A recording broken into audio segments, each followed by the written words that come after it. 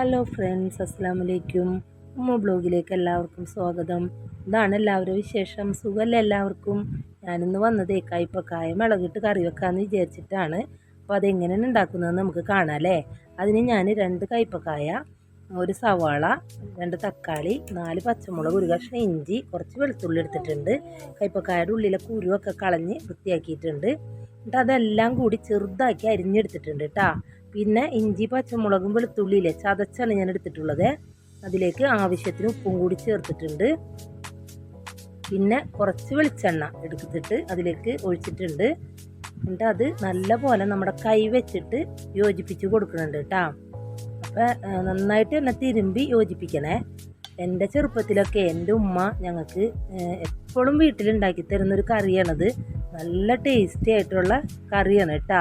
വലിയ കയ്പൊന്നുമില്ല, വലിയ കയ്പൊന്നുമല്ല, ഒട്ടും കയ്പൊന്നും ഇല്ലാത്തൊരു കറിയാണ്. എനിക്ക് ചെറുപ്പം തുടങ്ങി ഭയങ്കര ഇഷ്ടമാണ് ഞങ്ങൾക്ക് എല്ലാവർക്കും ഈ ഒരു കറി. അപ്പം നിങ്ങൾക്കും കൂടി അത് കാണിച്ചു തരാമെന്ന് വിചാരിച്ചിട്ടാണ് ഞാൻ വന്നത് കേട്ടോ.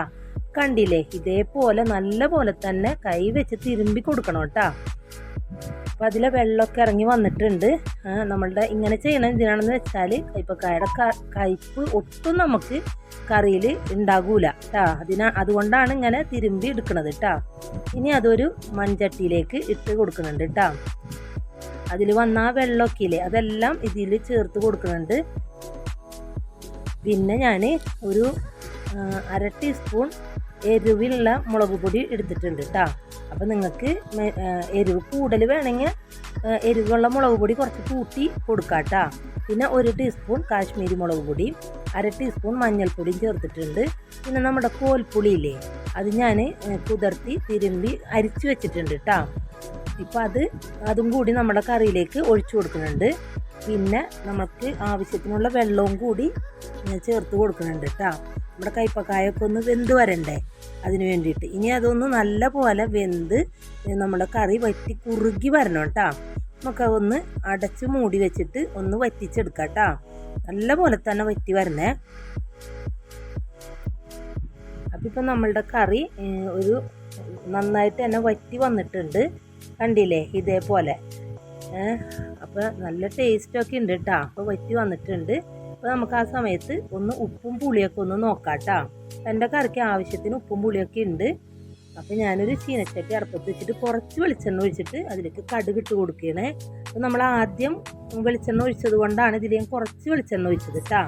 കടുകൊക്കെ നല്ലോണം പൊട്ടി വന്നപ്പോൾ അതിലേക്ക് വറ്റൽമുളകും കറിവേപ്പില ഇട്ടിട്ടുണ്ട്. അതും നല്ല പോലെ തന്നെ മൂപ്പിച്ചെടുക്കണം കേട്ടോ. അങ്ങനെ ഇളക്കി കൊടുക്കുക. നന്നായിട്ട് തന്നെ മൂത്ത് വന്നിട്ടുണ്ട്. ഇനി നമ്മളുടെ കറിയിലേക്ക് നമുക്കിത് ഒഴിച്ചു കൊടുക്കാം കേട്ടോ.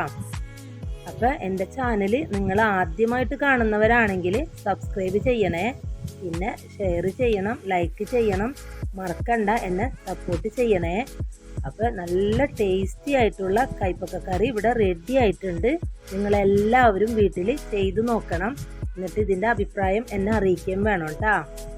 അപ്പം ഞാൻ അടുത്തൊരു വീഡിയോ ആയിട്ട് വരുന്നതാണ്. ഇൻഷാ അല്ലാഹ്. അസ്സലാമു അലൈക്കും.